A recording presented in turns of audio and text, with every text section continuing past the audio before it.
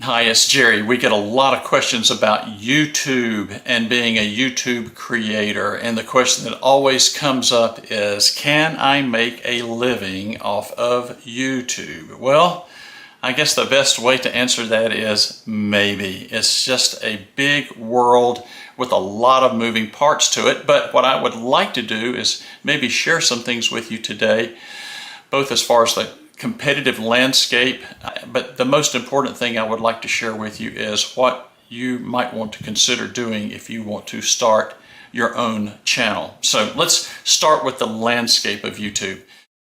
So when you look at search engines, let's talk about this. Google is the largest search engine in the world, the largest search engine, and the second largest search engine in the world is YouTube. You have to think of YouTube as a specialized website.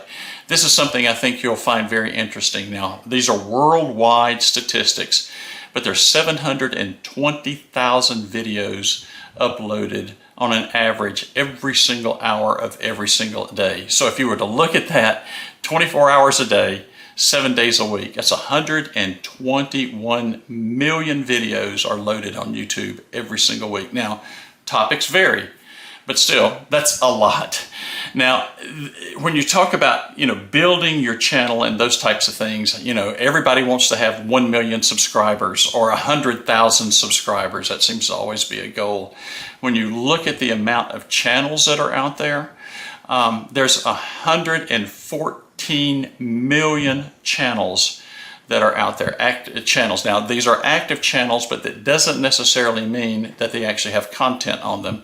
These channels fail and people rarely tear them down. If I was a creator, I tried this for a year, I put up 24 videos and just said, this isn't my thing, and walked away from it.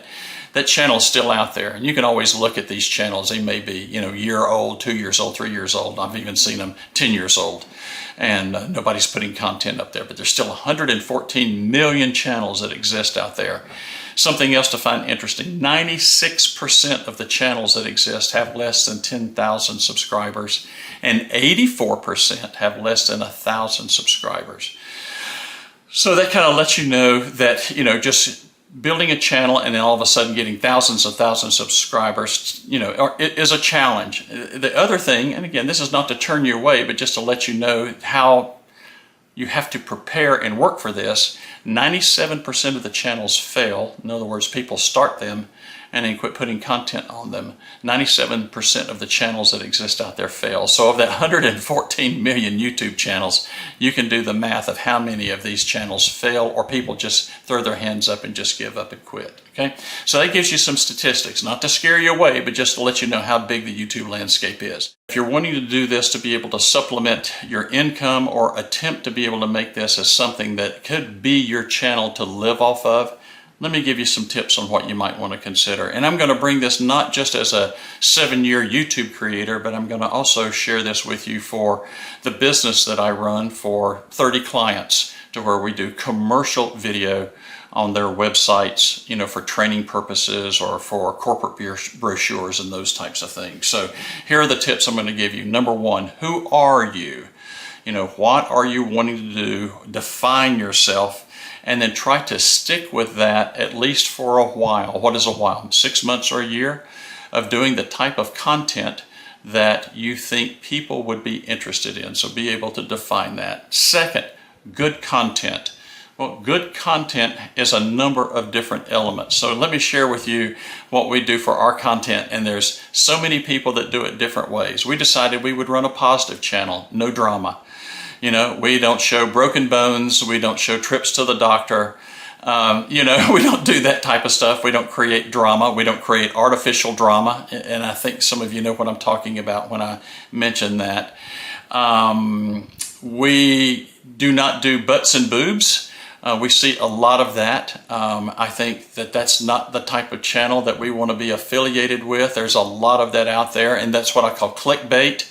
We don't do those types of topics that go, oh, okay, we're done, and everybody clicks on it to find out what we're done and what that might mean. We have finished a project, but once I clickbait you into this, and I just don't think that's an honest way to be able to get things. Sure, people are driving clicks, but I don't know if they're driving subscribers doing that.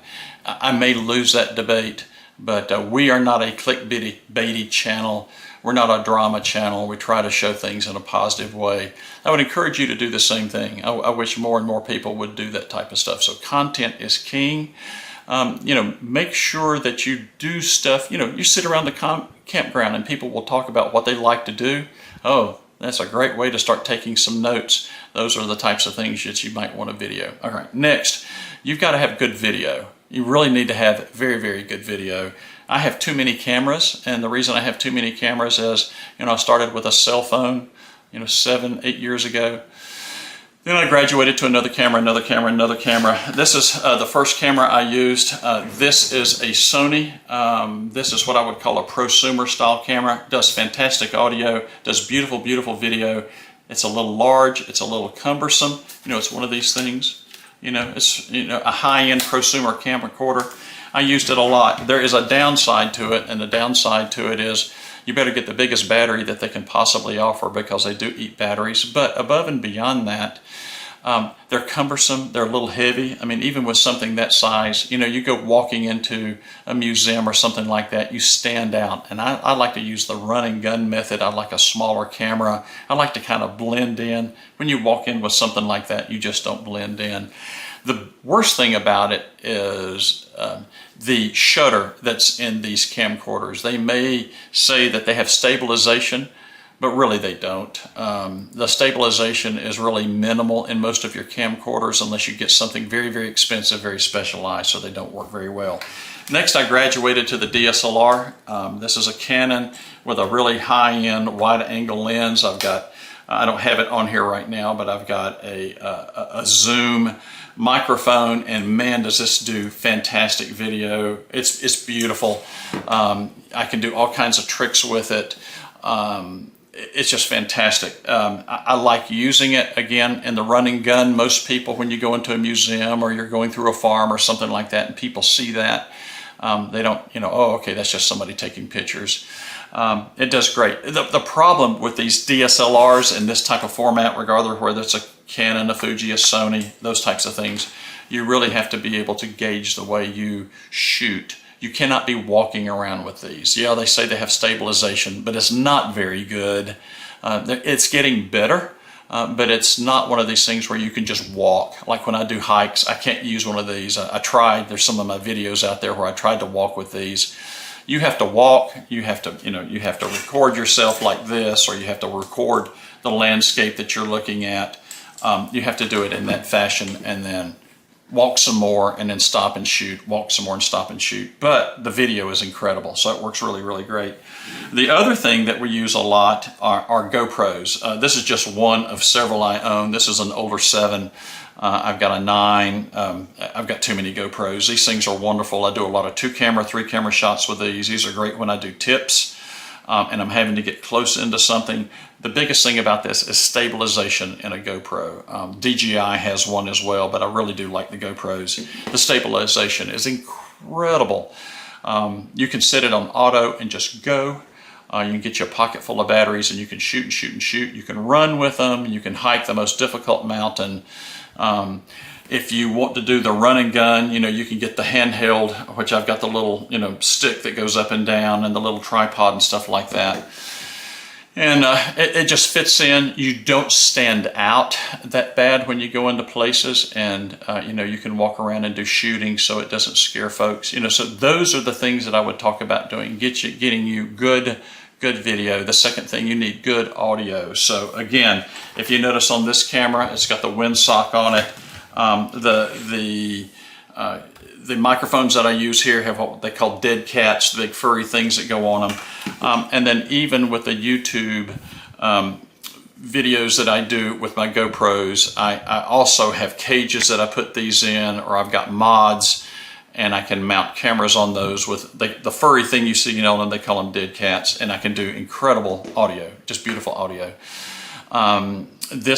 What I'm shooting on right now is a smaller camera that I like a lot just because of ease of use. This is the ZF-1, I think it is, and it does a great job, and it does good audio as well. So those are the types of things to do.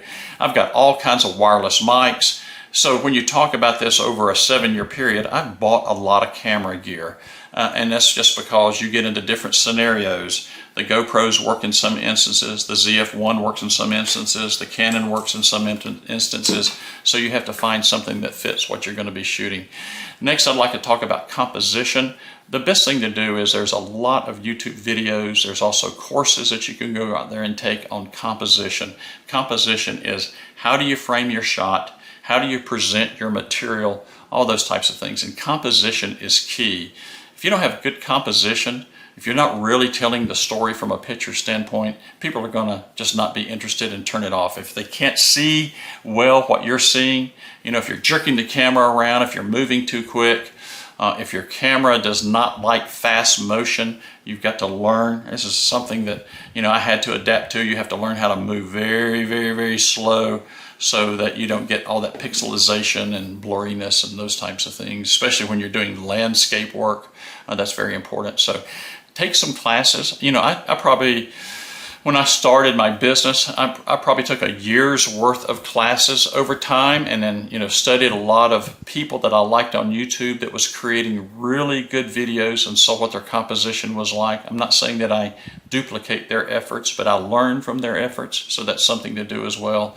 And then again, I talked about topics of interest. Make sure that you do topics of interest that you think are engaging. And one of the ways to find out if your topics of interest are working is to look at the analytics that you get through YouTube. YouTube has something called YouTube Studio. Look at the analytics. Look at what people are viewing. Turn on the comments. We'll talk about comments. Turn on the comments. See what people are saying. If half the people are saying, yep, I like this, keep doing it, and then you do another video that's totally different, and you get another half of your viewers saying, yep, this is fantastic, and you're getting the numbers you're wanting, then that's going to define the type of channel that is working for you, and keep duplicating it, and it might play out at the end of a year, and you might have to change, and after that year you may have to change again. So you've got to really be able to look at the YouTube analytics. Now let me share with you about comments.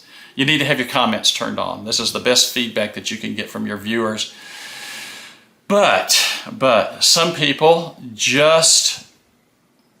are just not nice. I don't know how else to put it. Whatever you want to call them, trolls or whatever else that exists out there. You're going to need to have a thick skin.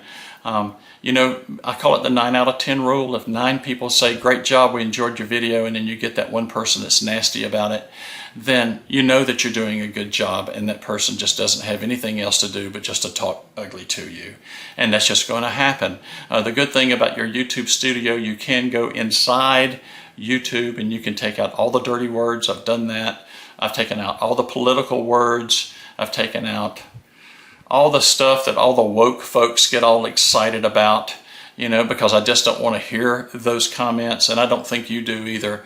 So those comments never make it to the page. It's not that I want to show the look, I let the negativity come through. It's just if somebody's going to be ugly about it, I just don't think the channel deserves that. We work too hard to be able to create that content, and I don't want to waste your time as a user looking at all that ugly things that people just want to say just because they want to be ugly. You're going to have thick skin, and it is going to hurt your feelings. When these things happen, it might be 1 out of 100, but it's that one that just really turns you off, and you're just going to go, the heck with it, I don't want to do this anymore. Don't let that deter you. Don't let that person rent space in your head. Just stick with it and stick with that and make good content, and watch your viewers grow. Now let's talk about creating this content. You've now become a video producer, a YouTube producer. And as a result of that, you need to determine how often you want to be able to do your videos. If it's once a month, then you need to do a video every single month. If it's going to be the first weekend of every month, make sure your viewers are going to be looking for them. They're going to subscribe to you. They're going to be looking for that video every single month. If it's once a week, create that video once a week. And look, even, like this week, I threw in a bonus. I actually created an extra video and just threw it out there just because I had it available and it fit the timeline. You're going to be creating yourself as a producer, so you're going to have to set up some processes to be able to do this. And as this producer, are you going to be the editor? Is someone else in the family? If there's two of you doing this content, is one going to be the creator and the other one going to be the editor? You need to look at that. In our household, I am both. So, you're going to have a good quality computer, a laptop. You cannot do this on a Chromebook. You're going to have something that's got, a big processor and, an expensive video card in it. Can be a laptop. I use a laptop. It's a gamer laptop, $3,000, $3,500 gamer laptop. To be able to do this, you're going to have some good video software. Some people use Macs. Some people use Adobe. I used that for a while. I am a big fan of Vegas Pro. I use Vegas Pro on a regular basis. It meets my style of editing better. That's why I chose it. But all those are good. So, as you're producing this, you're going to need to be able to do those edits, get them uploaded, and get that work and get it done on a regular basis. Now, so you become a producer, you're creating video, you finally hit the 1,000 mark of subscribers, and now you're able to monetize your content. How long did that take? How long did that take? Were you fortunate enough to do it in 6 months? Less fortunate like I was, and it took a year? Fortunately, when I started this, we could monetize at 100 subscribers. And now it's 1,000. So just be cautious with that. You need a primary source of income. Do not think that you can just go out there and hit the road and start producing videos and within a month, 2 months, 3 months, you're going to have enough money coming in. I hope that happens. I hope that you're that incredible success and that's able to happen. But you're going to really need a secondary, or really a primary source of income to be able to do YouTube content until you can get your game on, until you can get that up and going. So none of this was to be able to deter you. It was to be able to help you. YouTube is a source of income. It can help you offset your travel costs. If you're one of those that just seems to hit the mark and your content is very desirable, yes, you can become one of those who is able to take YouTube income, and make that your living. Congratulations when you get to that point. I salute you to do that. That was never my goal. It was my goal just to be able to use it as supplemental income and be able to create a level of content that I think most people would enjoy seeing. Go out and do it. If it's nothing more than just to share as a journal, just to share your experience, you'll have a lot of fun. If you've got a cell phone, just get started. And you can just use the basic editing software that comes on a laptop. And then as you grow into it, you can start spending money as you're starting to get some income to be able to do that. Buy better cameras, buy better computers, buy better editing software. Your talents will increase and you'll just really enjoy this environment. Well, I know this was a little different than what I normally do, but I get a lot of questions and I thought it's time to share. And I hope you've enjoyed this for you who are considering doing it, or just for those of you who are just interested in what it takes for a YouTube creator to be able to create such videos. Thanks so much for watching. Yeah, and of course, I always love RV Life.